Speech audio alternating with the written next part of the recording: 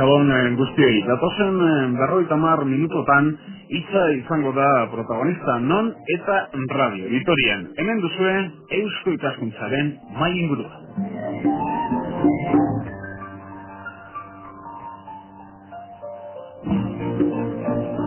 Muy buenas noches.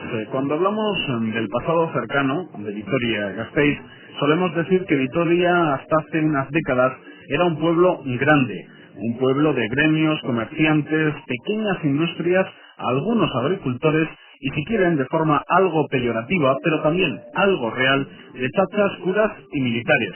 Y es que la capital alavesa tuvo su particular empuje industrial a partir de la década de los 60.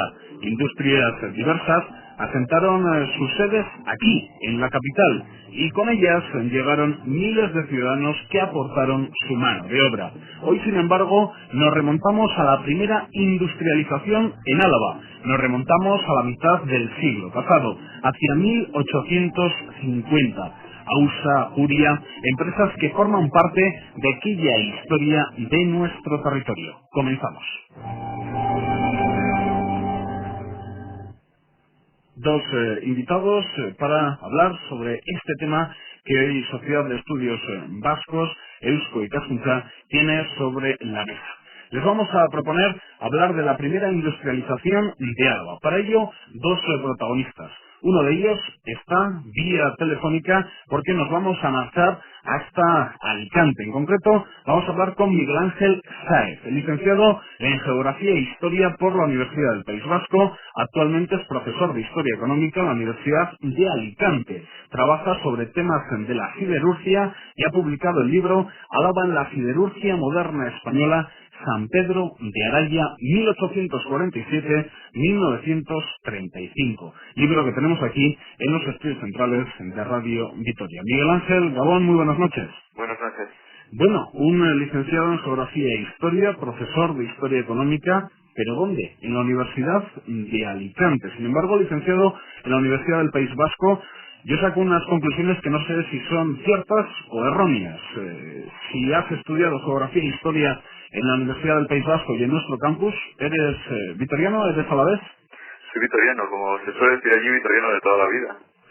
Llevo muy poquito tiempo aquí, pues desde el principio del curso, y hasta ahora pues toda mi vida he transcurrido allí en Vitoria. Por lo tanto, primera experiencia fuera de nuestra capital en docencia, en este caso en Alicante, unos meses. Pues de momento unos meses y probablemente varios años. Varios años probablemente. ¿Qué tal se está por Alicante? ¿Más calentitos? Desde luego sí. Pero de todas formas también se echan de menos las nubes y el clima variable que tenemos en Vitoria. Aquí es siempre cielos despejados y sol. El segundo protagonista que está con nosotros es José Ajuria Itarte. Y él mismo nos enviaba esta mañana un fax en el cual nos decía qué es lo que había hecho José Ajuria Itarte en algunos momentos de su vida. Me llamo José Ajuria Itarte, 74 años, vitoriano, jubilado, licenciado en Derecho. He trabajado en las empresas ya extinguidas Ajuria Sociedad Anónima, Ajuria, Iurigoitia, Iruya, etc. Y mis conocimientos de la industria alavesa vienen de familia. Ese hombre, José Ajuria, está con nosotros. José, Gabón, muy buenas noches. Gabón, buenas noches. Bueno, la familia Ajuria, tan conocida en Vitoria, ¿qué queda de lo que fue aquella empresa y qué queda de esta familia con nosotros actualmente? De lo que fue aquella empresa, pues yo creo que nada. Un recuerdo, tal vez, sobre todo en la gente mayor, ya que, en fin, trabajaban una cantidad notable de obreros, y de familia, pues en estos momentos, pues en Araya, en Vitoria, quedamos dos hermanos primos en San Sebastián, pero en fin, ya totalmente en Vitoria concretamente, solamente mi hermano y yo. Y, en fin, la industria desapareció, Ajuria y Luisa desaparecieron y Luisa desapareció. Todo en este mundo nace, vive y muere. Y las industrias también. Miguel Ángel, José, por lo que hemos podido comprobar a micrófono cerrado, os conocéis. Yo no sé, Miguel Ángel, si de alguna manera has hecho diversas reuniones con José para hacer precisamente este libro, Álava en la siderurgia moderna española. Pues sí, efectivamente. Bueno, el libro en realidad tiene como base, vamos, coincide prácticamente con mi tesis doctoral.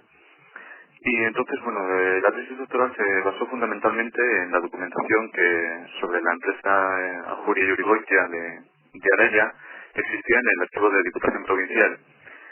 Pero José Ajuria también ha tenido la sensibilidad y el detalle de guardar documentación de la empresa, de conservar la documentación bastante antigua. Y bueno, me pusieron sobre esta pista, contacté con él y me dio todo tipo de facilidades para consultar esta documentación y para acceder a ella.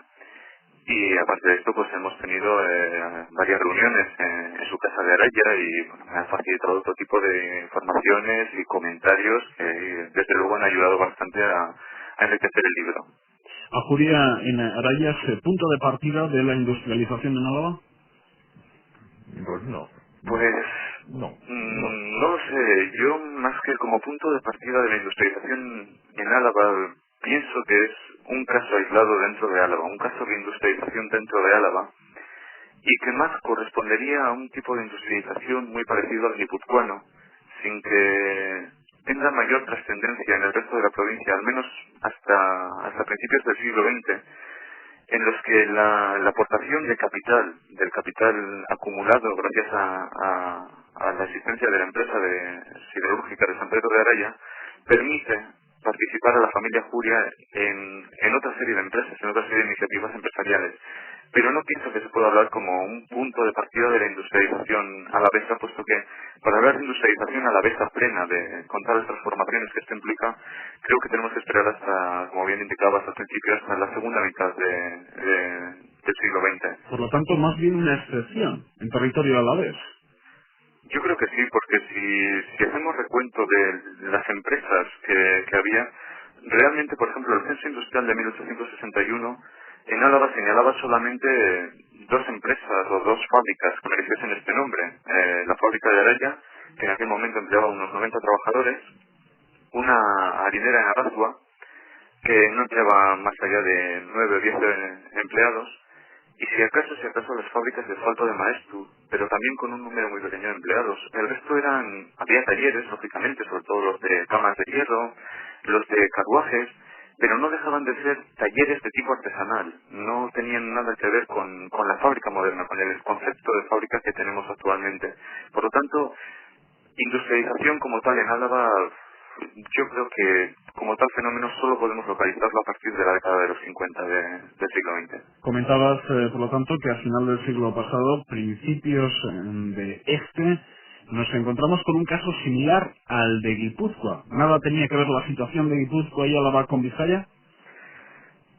Pues ante todo, yo creo que lo que hay en el caso de Álava, que en el caso de Guipúzcoa se ve un poquito más diferenciado, es la falta de recursos.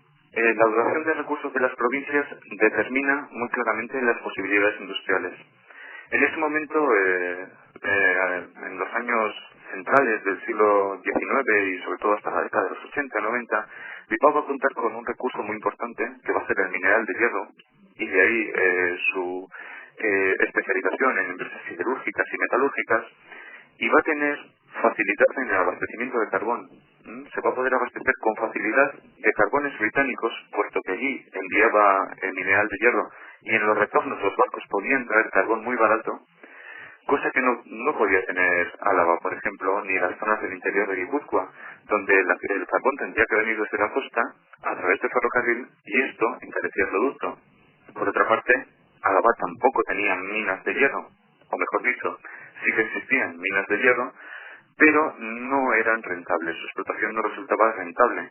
Por lo tanto, por ejemplo, en el caso de Araya, a pesar de tener unas minas de hierro muy cercanas, El mineral de hierro que consumían en la fábrica era mineral de hierro vizcaíno. Por lo tanto, si se carece de una de las materias primas fundamentales, como es el mineral de hierro, y se carece de la fuente de energía fundamental para la industria en aquella época, como es el carbón, las posibilidades de industrialización, lógicamente, quedan muy limitadas. Y en el caso de Álava, yo aún apuntaría otro factor importante, que es el trazado del ferrocarril. El trazado del ferrocarril va a perjudicar a Álava en cierto sentido. Le va a permitir tener una buena comunicación con la frontera francesa y con Madrid, con la El línea trazado de actual, la Compañía del Norte, Madrid-Irún. lo que te comentaba ahí, Miguel Ángel, el trazado actual del ferrocarril es de 1850 más o menos. Eso es, el trazado que tenemos ahora corresponde más o menos con ese mismo trazado. Es un trazado en los años 55 se aprueban este trazado de Madrid-Irún. Es del 62-63 que creo que entró en funcionamiento, llegó a Álava. Y el problema fundamental es cómo se comunica Bilbao con Vitoria. En vez de comunicarse directamente, se va a comunicar a través de Miranda de Ebro. Ahora lo podemos ver. Eso es el mismo caso que ahora. ¿Qué supone? Que ahora mismo, para ir a Bilbao, a nadie se le ocurre coger el tren. Bueno, pues esto suponía Bueno, que... si sales de un día para otro, si Claro, quieres llegar ese mañana... es el tema. El problema entonces, ¿dónde residía? Que si teníamos que traer mineral de hierro y carbón de Bilbao, teníamos que hacer muchos más kilómetros, puesto que por carretera era impensable, se tenía que hacer por ferrocarril, y al hacer más del doble de kilómetros de los que se hubiesen hecho con una línea directa, esto encarecía enormemente las materias primas para la industria. Estos factores yo creo que son importantes a tener en cuenta en el fracaso, ¿no? De lo que podemos llamar el fracaso de la primera industrialización en Álava. José Ajuria, que está con nosotros, lo recuerdo, vitoriano, hombre de empresa, nos hablaba Miguel Ángel de falta de recursos a la hora de comparar industrialización en Álava y en Vizcaya, pero también se suele comentar, José, yo no sé si acertadamente, que falta iniciativa empresarial en Álava. Ya la vez. Exactamente. Yo creo que aparte de las cosas materiales, en Guipúzcoa y Vizcaya entró el espíritu, yo creo que el liberalismo y el espíritu del progreso de la Revolución Francesa. Y en cambio en Álava fue un país muy retrógrado. La gente no se movió, en cambio en Vizcaya y en Guipúzcoa pues hubo gente, mi misma familia, pues en realidad pues no es de origen alavés. Aquí se ve, es lo mismo se ve, yo creo que los Fournier, esa industria que vino, pues eso, cantidad, cuando al principio de la industria, pues son gente de fuera, que viene. Aquí el asunto es ser progresista, enviar, como hizo mi abuelo, pues a sus nietos a estudiar al extranjero y traer gente, pues, más preparada. Entonces, como ahora se ve, lo que hace falta es gente preparada, indudablemente. José, ¿la familia Ajuria de dónde proviene? Pues son de origen vizcaíno, y los Urigoitia, que también son vizcaínos. De manera que eran de Sandiano, Uvidea y toda esa parte. Qué curioso, porque a lo largo de la historia, ambos pueblos comentados, Uvidea o Chandiano, están tan cercanos a la capital alavesa que se han relacionado más con la capital alavesa que con la capital vizcaína. Y también su familia se acerca a Vitoria-Gasteiz. Sí, se acerca por otro puente. Los Ajuria vinieron por la Puebla, porque Ajuria se casó con Sarralde de la Puebla y luego pues se casó con una Urigoitia y ahí vino, o sea que no vinieron directamente aquí. Y luego pues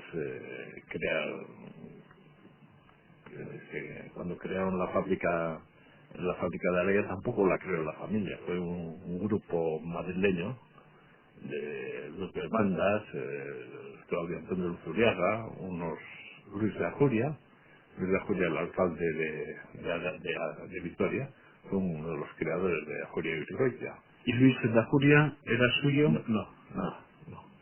No, puede ser muy lejano, pero vamos, no es. Sin embargo, mi familia tenía la ferrería de Aleya, que era anterior a Ajuria y Urigoitia. Era una ferrería. Y hubo la fábrica esta montada por este grupo extranjero no fue bien y mi bisabuelo León Urigoitia pues la compró y por eso luego pues se convirtió en la Ajuria y Urigoitia. ¿Y su bisabuelo desde cuándo tuvo ferrería en Araya? Pues la ferrería empezó en 1772. Pero no lo tuvo mis abuelos, la ferrería era del pueblo. Una sentencia de la Chancillería de Valladolid le dio la razón al pueblo para montar la ferrería en contra del conde de Oñate, el cacique de Salvatierra.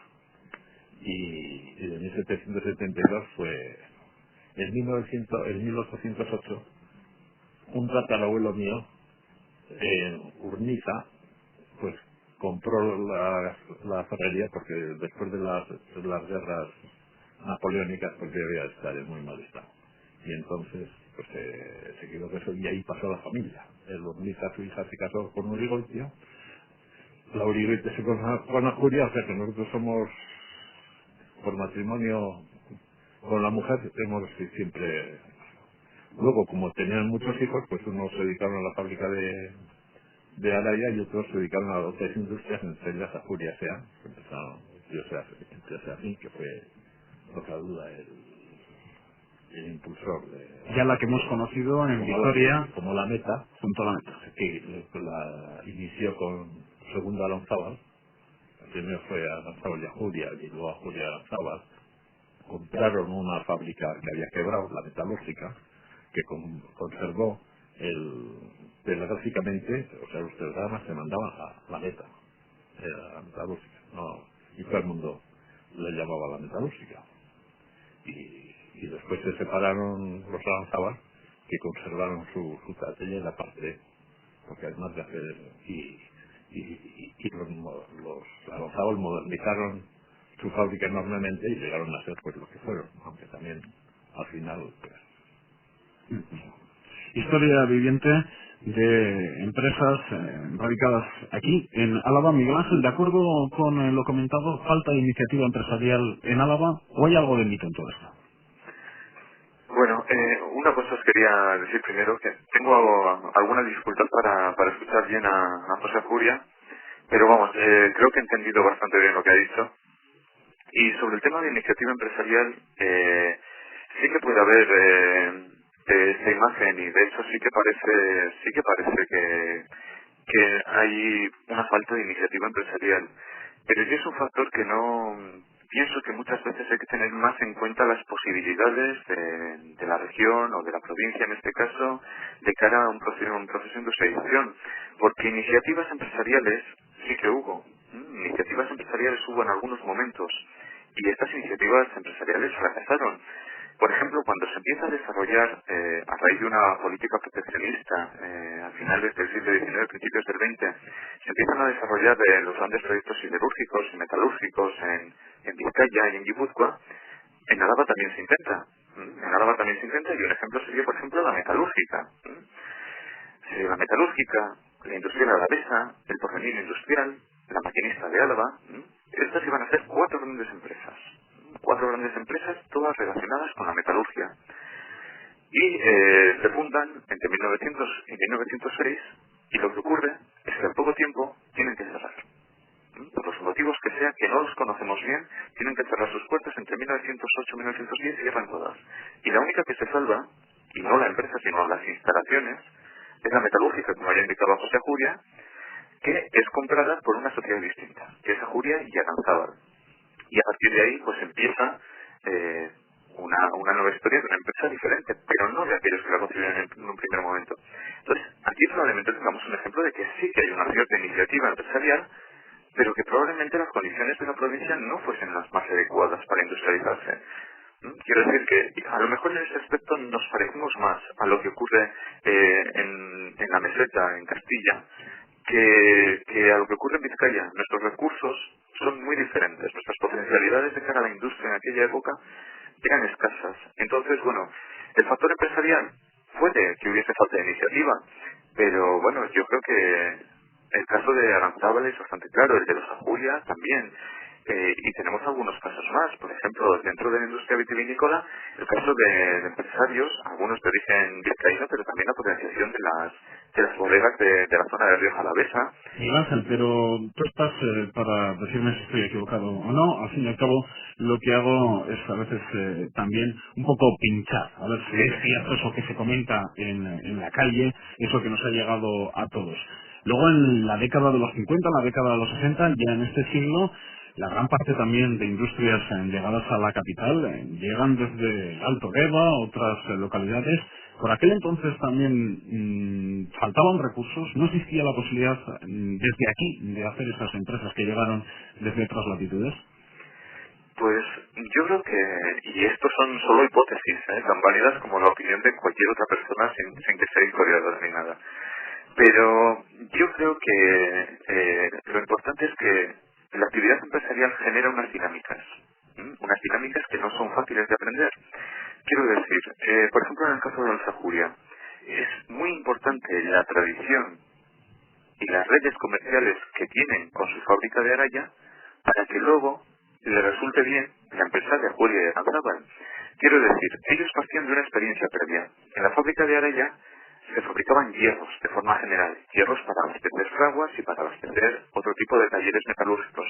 Pero, por ejemplo, también fabricaban arados, rejas para arados, ejes para carros, en definitiva, una serie de productos que luego va a fabricar Ajuria y Aranzábal. Esto quiere decir que existían unas redes comerciales de las que probablemente pudieron sacar provecho y existía al mismo tiempo una experiencia. Quizás lo que ocurre en la década de los 50 y los 60 es lo mismo. La gente que venía de Vizcaya, de Guipúzcoa, tenían ya una experiencia acumulada, unos conocimientos del negocio y unas redes comerciales que podían explotar. No es fácil hacerse empresario de la nada. Se necesitan una serie de conocimientos acumulados y una serie de conexiones que no son fáciles de adquirir para un neófito. Y probablemente esto es lo que ocurrió. En cualquier caso digo que el tema de los años 50 y 60 es un tema que todavía no tenemos muy estudiado y que es solamente una hipótesis tan válida como cualquier otra. Desde luego, en el caso de Ajuria, se basó mucho en los herreros clientes de Ajuria y Origoitia para extender su red comercial. Casi todos los hizo representantes suyos en los distintos pueblos y se extendió rápidamente por toda España. La prueba es eso. José, también me ha llamado la atención, leyendo un poco la historia de José Ajuria Itarte en un folio que él mismo nos enviaba, cómo las familias se iban uniendo y eran familias relacionadas con el mundo de la empresa. Yo no sé por aquel entonces si la familia Ajuria pues era una familia con poder en la provincia y una familia con poder económico, con palabras. Sí, en aquella época sí. Sí, porque, en fin, hay correspondencia política pidiendo los votos de la zona, incluso se presentaron al tío Carlos, fue senador del Reino varios años, presidente de la Diputación, el tío León también fue senador, y sí, apoyaron mucho al Partido Liberal, a los liberales. El poder político y el poder económico se unían en algunos casos. El poder es el poder. O el dinero siempre se une al poder. No sé cuál está delante y cuál está detrás. Pero sí, en aquella época o poder, pues luego también el tío Serafín intervino bastante en el periódico de aquí. Sí, ya sé que también manejaba un poco, pues procuraba tener algunos ediles municipales que sean entre los empleos de la fábrica, para tener siempre un poco de entrada en todos los lados. En fin, todo lo que es la política siempre. Porque en los momentos, en cuanto a cantidad de empleados obreros más importantes de Ajuria, ¿en qué momento se puede decir que es el momento álgido de Ajuria? Llegó a tener 1.000 obreros durante mucho tiempo, pues en 1800, pues después de la guerra, pues enseguida, del 50 hasta el 80 casi tenía 1.000 obreros. Tenía casi 1.000 obreros porque había que sumar a los de Vitoria, que eran 800 y pico, 900, pues 100 y pico en Araya, que tenía una fábrica, y bueno, en el Salto de Agua de Cabriana, que también tenía ya. Y luego las sucursales en toda España, porque todo era una misma sociedad. No es como ahora que la comercial es una cosa y otra no. Y tenía, pues, contando todo eso, tenía más de 1.000 obreros.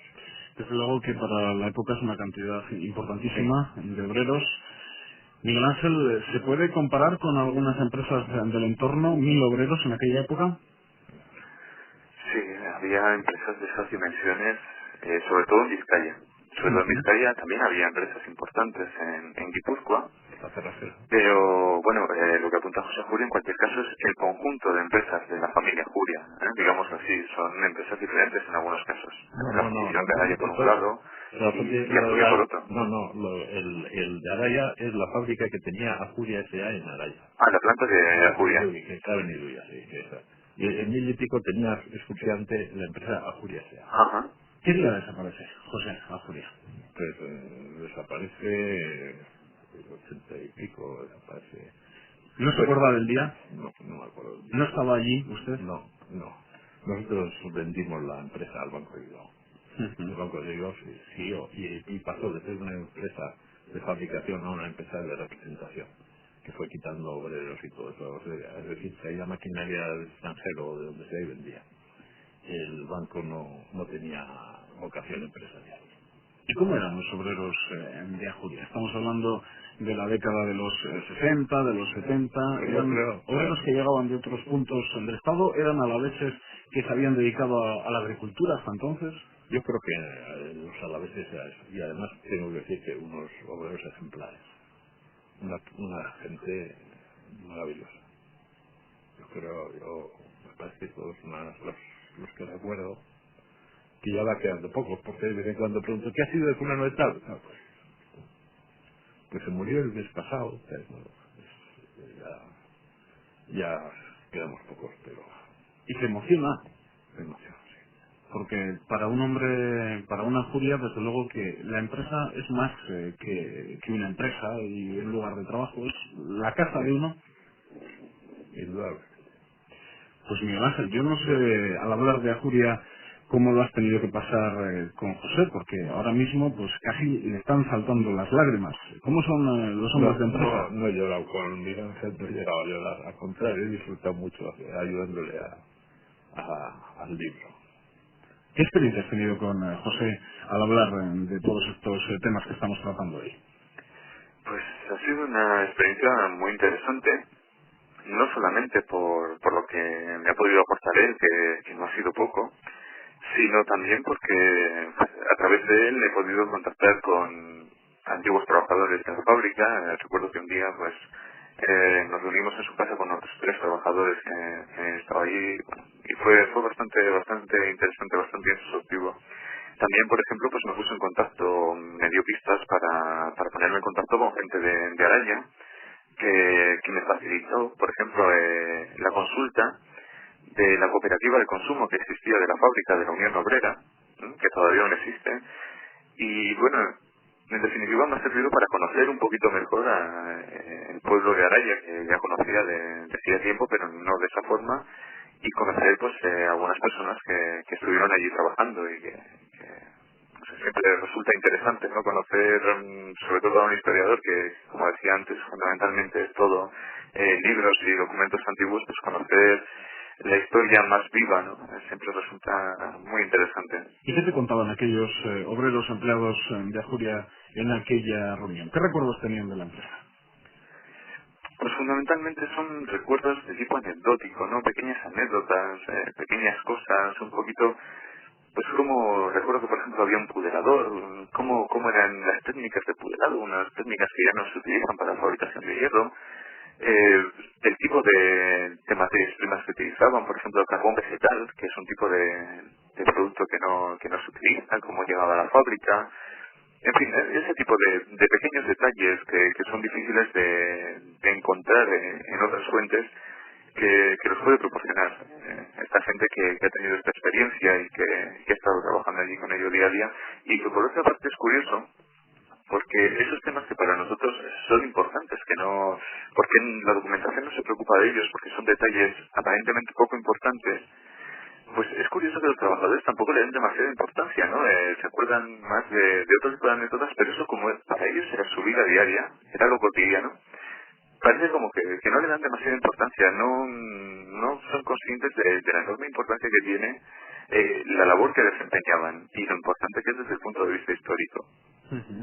Un pequeño museo, el que tiene José en casa, porque yo creo que documentos de las empresas, tanto del inicio, en Araya, más tarde en Vitoria, no sé quién puede tener estos documentos, quitando José y alguno más, la familia, el archivo.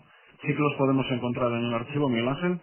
Sí, de hecho, la mayor parte de la documentación de Notia Juria, entendámonos, no de la empresa Juria, sino de la fundición de Araya, lo que era la fábrica de hierro de Araya, la mayor parte de la documentación está en el archivo provincial, en el archivo de Diputación. Entonces, bueno, yo he hecho una tesis sobre ello, pero ahí hay material para seguir trabajando sobre el tema. Y realmente se ha conservado, por suerte, una parte muy importante. Prácticamente todos los libros de contabilidad de la empresa, entre 1858 y hasta los años 40, se conservan allí. Y a partir de ahí se pueden sacar muchas cosas, se pueden sacar muchos datos sobre la empresa. Porque por los comentarios que has hecho, esta es una época de nuestra historia, y hablando de industria, hasta ahora desconocida. Estabas tocando documentos, estabas trabajando con documentos de los cuales luego no hay un estudio detrás importante antes del tuyo. No, la verdad es que no. Y además es un tema que no es solo importante desde el punto de vista de la historia alavesa, sino que también es muy importante desde el punto de vista de la siderurgia española, porque, que es lo que yo trataba de reflejar en el título del libro.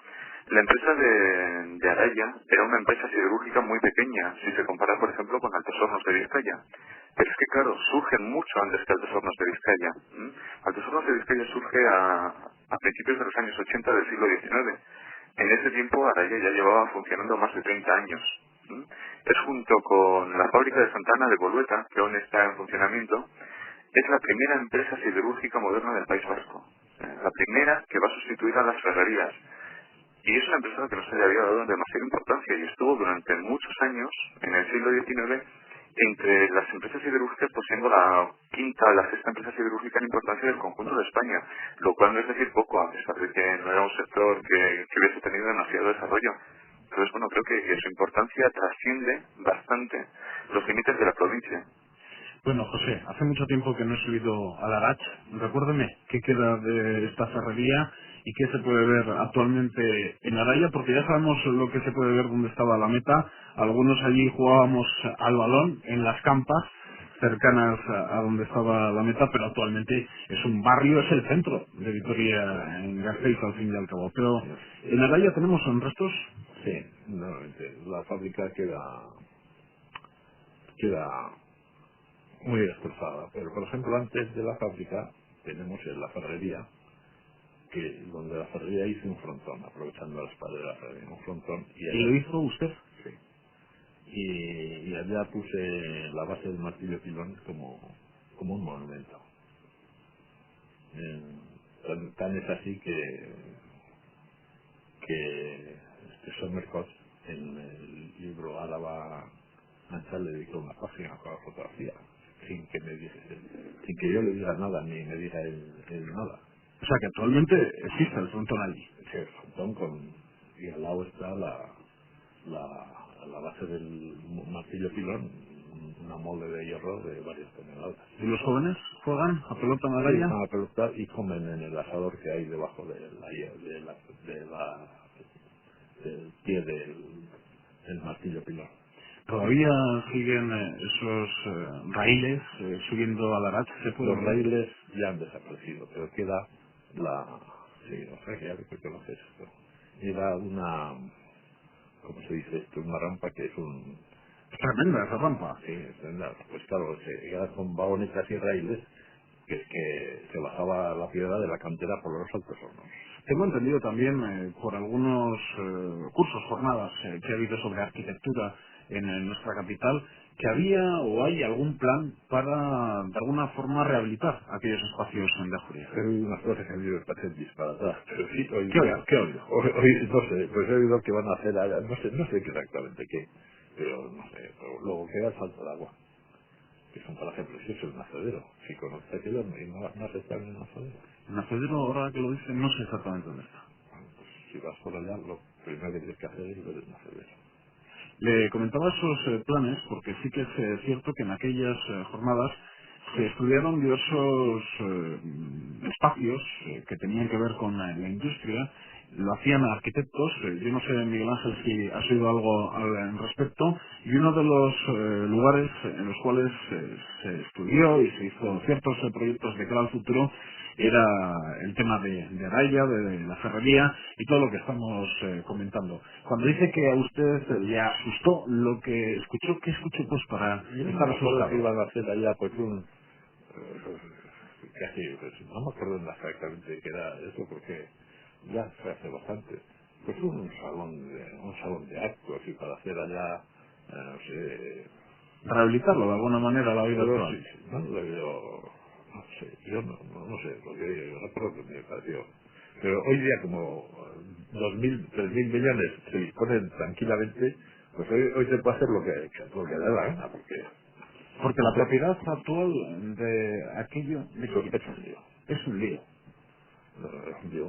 Por lo menos yo cuando es un lío, porque nosotros, el Banco de Bilbao, pues nos trajo un cliente que era estos, los de las Torres Kío, que compramos sin pagarnos una peseta y ahora no sabemos y luego ha habido pues embargos y todo lo demás a ellos y no sé cómo está.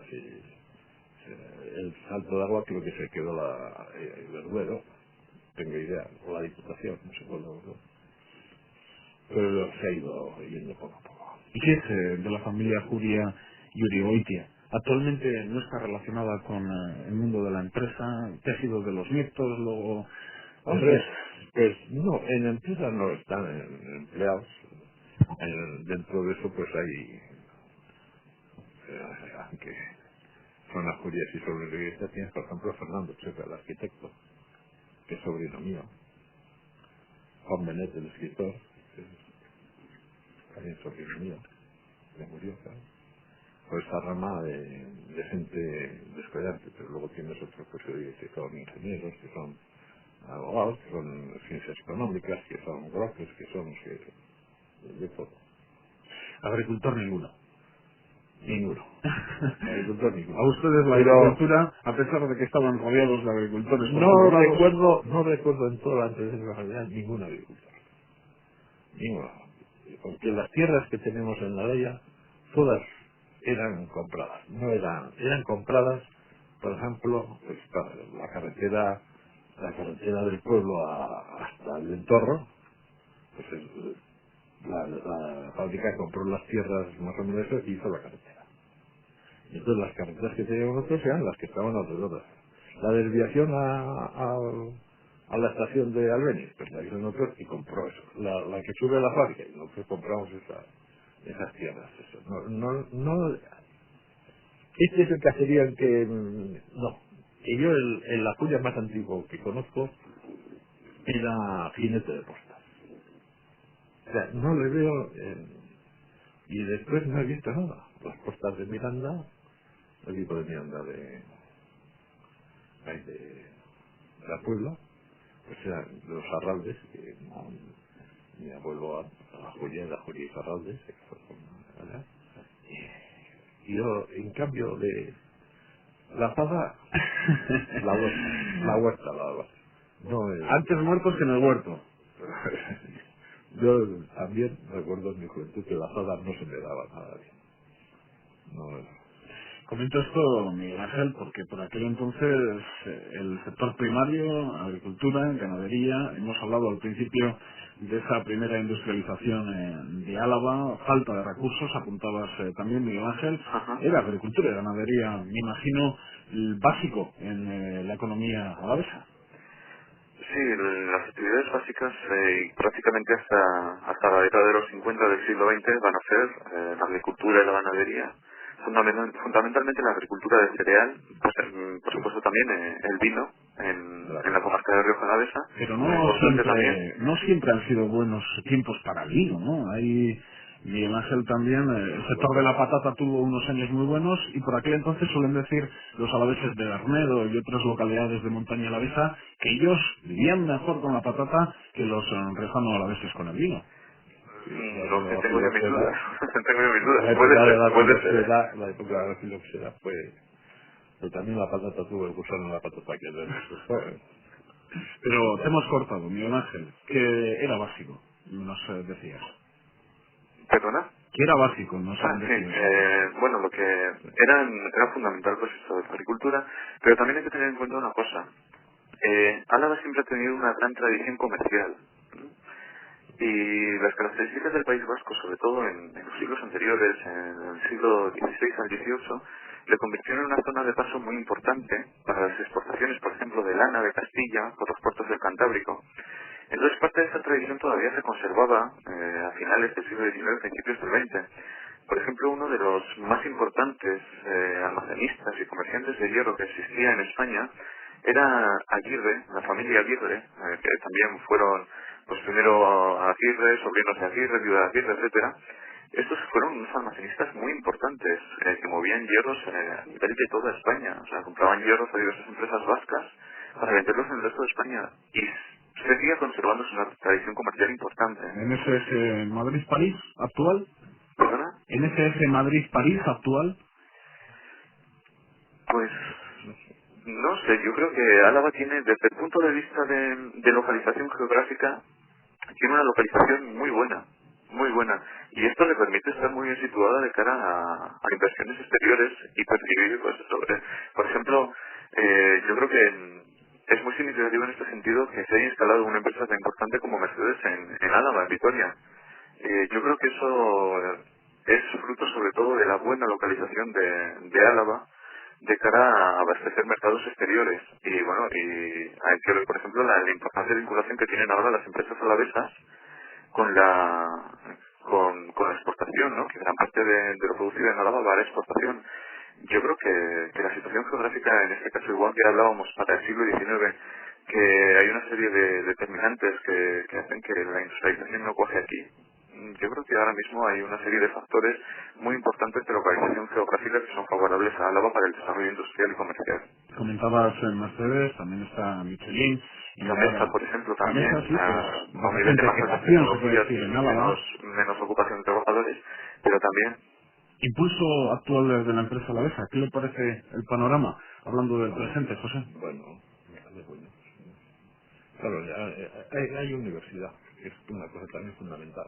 Y formación, ¿no? Y formación profesional, que tiene que haber unas escuelas magníficas, porque no olvidemos que las diocesanas son los números unos, y la universidad, pues claro, ya no es que sale uno que sabe escribir nada más, ¿no? Sino ingenieros, todo eso, hay de todo, y claro, entonces hoy día, pues aprovechando un capital humano tan bueno, pues se puede hacer, no sé, no diré de todo, pero casi. Ha cambiado mucho de cuando usted estaba en la Julia, ¿no? Porque además el espíritu de la Alavés era muy... Recuerdo cuando hicieron el hotel San Gil de Ayala, la gente se reía de que se fue para Vitoria, ¿sabes? Cuando vino la DKV también la gente, siempre hemos sido un poco así, ¿no? Sí. Tranvía, metro ligero, ¿pero para qué? Bueno, Sí. Centro cívico, ¿para qué? Zona peatonal, pero ¿por qué no hacer? Cerrar la calle. Mi padre fue a ver el pantano, los pantanos, la obra de los pantanos, y yo lo acompañé, cuando estaba muy avanzada la obra, y el ingeniero me dijo, es el primer alavés que viene a ver esta obra. Y mi padre vivía en San Sebastián y ya hacía varios años que no... La gente, yo recuerdo que decía, no se van a llenar nunca los pantanos. La gente, el ambiente, estos que hacen un disparate, no se van a llenar nunca. Creo que ese espíritu era un espíritu muy alto. Yo creo que ha desaparecido totalmente. Sí, ¿usted cree? Hombre, que no quede en algo. Hombre, siempre... El Alavés, hablando de fútbol, el Alavés, ¿para qué se va a meter en follones? Ahora llegar a la Champions League, ¿para qué? ¿Para luego bajar en un año? Estoy de acuerdo yo con eso. ¿Qué lío se ha metido? Miguel Ángel, ¿compartes esas opiniones? Porque al fin y al cabo son opiniones, pueden ser sensaciones. Aquí no hay quizás datos sobre los cuales uno se puede basar. Ese carácter alaves que decíamos. Yo creo que sí, yo creo que en general los alaveses y los vitorianos somos muy reticentes a las novedades, ¿no? Ahora estás en Alicante, en el Mediterráneo, trabajas con otras personas, quizás allí ves las cosas diferentes que aquí en casa. No, yo, vamos, creo que las cosas como mejor se conocen es estando en casa y viendo y conviviendo con la gente día a día. Yo creo que un caso muy claro es uno que citabas antes, ¿no? Por ejemplo, el tema del tranvía. El tema del tranvía ligero yo creo que, pienso que al margen de los traslados que se puedan hacer dentro de la ciudad, yo creo que era una necesidad, dada cualquiera que vaya a dar una vuelta por el Aqua y vea el crecimiento que ha tenido el Aqua, se dará cuenta que el servicio de autobuses va a ser insuficiente para las necesidades del crecimiento de Álava. Y sin embargo hubo un rechazo muy fuerte, un rechazo que hizo echar marcha atrás a un plan que por otra parte, pues bueno, no había problemas de financiación, la financiación estaba clara, y sin embargo hubo unas reticencias muy fuertes que yo no terminaba de entender. O sea, se podrían discutir trazados como meter el tranvía por la calle General Álava, pero el tema de rechazar algo parece sí un cierto espíritu de rechazo a la novedad, ¿no? Quizás en el sentido de lo que apuntaba José Julio con los pantanos y con otras tantas cosas, ¿no? Yo creo que seguimos conservando algo de eso. En cierto modo, y que no se lo tome nadie mal, pienso que seguimos siendo un poquito aldeanos, las cosas como son, y que igual nos teníamos que fijar un poquito más en nuestros primos de Bilbao, eso de sacar pecho y aquí estoy yo. Igual teníamos que asumir un poquito de esto, de los bilbaínos. José, Creo que sí. este tema levanta ampollas, también entre los oyentes, pero bueno, aquí se puede abrir una ventana a la opinión. No, pues yo creo que es una cosa muy evidente, muy evidente. Somos muy distintos de los vizcaínos y de los guipuzcoanos, y los guipuzcoanos de los vizcaínos también. Y nosotros somos más aldeanos, más cabe duda, más aldeanos. Sin embargo, sí que me apuntabas, José, que ves cambios en la población. Bueno, entre otras cosas, porque claro, ya la población es alavesa. Pues ya, claro, aquí hay guipuzcoanos a Manta y no digamos de otras provincias, ¿no? No me lo quieres decir, pero a más de un obrero, a más de un empleado de Ajuria, seguro que lo has tenido que sujetar porque se te quería marchar rápidamente a la huerta. Yo me marcho a la huerta, que ya he trabajado las 8 horas, que tengo allí los tomates. No ha habido ningún problema. Al contrario, yo los obreros, yo recuerdo que me llamaba la atención lo temprano que llegaban a la fábrica. Estaban en la puerta de la fábrica de Nadaya, concretamente media hora antes de empezar a trabajar, y estaba aquello lleno.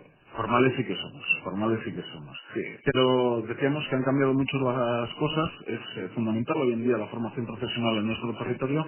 Eran obreros que venían sin formarse, se tenían que formar en la empresa. Yo iba a empresas gemelas, por ejemplo, a la fundición de las artes de Luzuriaga, que tenía las artes, y era una laminación pues un poco mejor que la nuestra, y veía, hombre, que la gente era otra cosa. Era unos chicos estupendos y demás, pero allá había un empuje y una cosa terrible. ¿Por qué desapareció Ajuria? Si hace usted su balance ya pasados unos Porque años... tenía que morir. No tenía. Ajuria sea. Sí. Ajuria sea, pues desapareció por culpa de los ajurias, fundamentalmente. No supimos ponernos Al día. el paso de la trilladora a la cosechadora, fallamos. Ujú. Y eso, ¿Y quién les ganó? ¿Quién les pasó por la izquierda? ¿Quién les adelantó? con la importación, claro. Porque nosotros con las trilladoras habíamos ganado a la importación. Si antes la guerra y todo eso ya no venían trilladoras del extranjero, así fue una máquina que competía. Acabó, estaba eso, quisimos hacer la cosechadora, no lo logramos hacer. No tuvimos culpa también de esa furia el pegarnos a una multinacional, que lo tuvimos en la mano. Lo tuvimos con una falta de visión absoluta, pues lo dejamos marcar. ¿Cuál era la multinacional? Más hijos. Ujú. Hubo el acuerdo hecho y se deshizo. Le da pena, ¿no? Hombre, claro. No poder ver hoy en día cosechadoras con la importancia del cereal todavía en nuestra provincia con el nombre Ajuria. O sea, hace falta con otro nombre, pero Sí, ahí los Ajuria, ¿no? Sí, eso, hombre, el nombre es lo de menos. Ese afán de a la industria poner el nombre de uno, afortunadamente creo que ha desaparecido. Ya las industrias no, bueno, entre otras cosas porque no son obras personales, sino generalmente eso, la química, no sé cuántos, ya con, no puede ser el nombre. Bueno, Miguel Ángel, ya para terminar, te dejamos los últimos momentos de nuestro programa, porque hemos hablado de primera industrialización con esos casos que nos apuntabas en un principio, de San Pedro de Araya, luego de industrialización en la década de los 50, de los 60. Hablábamos de excepción, primera piedra, por lo tanto, todo lo hablado de la industrialización, ¿o no? Nos quedamos en que fue una excepción y la industrialización, tal y como se entiende, comenzó bastante más tarde que a finales de siglo, principios de este. En Álava, por lo tanto, la industrialización se quedó para más tarde, para hace nada, a la vuelta de la esquina, 30, 40 años. Sí, yo creo que esa es la idea fundamental. Y yo lo que no quisiera que nadie se haga la idea a partir del libro de que existe una industrialización en Álava, ya en fechas tan tempranas. Existe un caso aislado que tiene su importancia, indudablemente, porque a partir de ahí habrá una acumulación de capital, habrá una preparación de la mano de obra, que en gran parte de esa mano de obra especializada, preparada en Araya, va a ser absorbida por empresas vizcaínas siderúrgicas, y va a haber una acumulación de capital, como digo, que va a servir para que se funden otras empresas, como Ajuria y Aranzábal. Los Ajuria van a participar también en la fundación de la azucarera Alavesa, van a participar incluso en la fundación de empresas vizcaínas, como la Iberia. Es un caso, quizás, de lo que podría haber sido, y no fue, pero creo que siempre teniendo en cuenta no solamente el factor empresarial, sino también esta serie de factores que apuntaba al principio de la escasa dotación de recursos que tenía la provincia en cuanto a materias primas y esos problemas que tenía con el transporte, que creo que son muy importantes. Pues Miguel Ángel Sáez García, muchas gracias por el trabajo realizado con este libro, Álava en la siderurgia moderna española, San Pedro de Araya, 1847-1935, y también a José Ajuria por haber estado en nuestros estudios en Radio Vitoria, por haberse emocionado con nosotros, por haber sido sincero con esas ventanas abiertas a la opinión, por habernos ilustrado también de las experiencias personales y de lo hablado, comentado con sus antepasados. A los dos, muchas gracias. Gracias. Adiós, Miguel.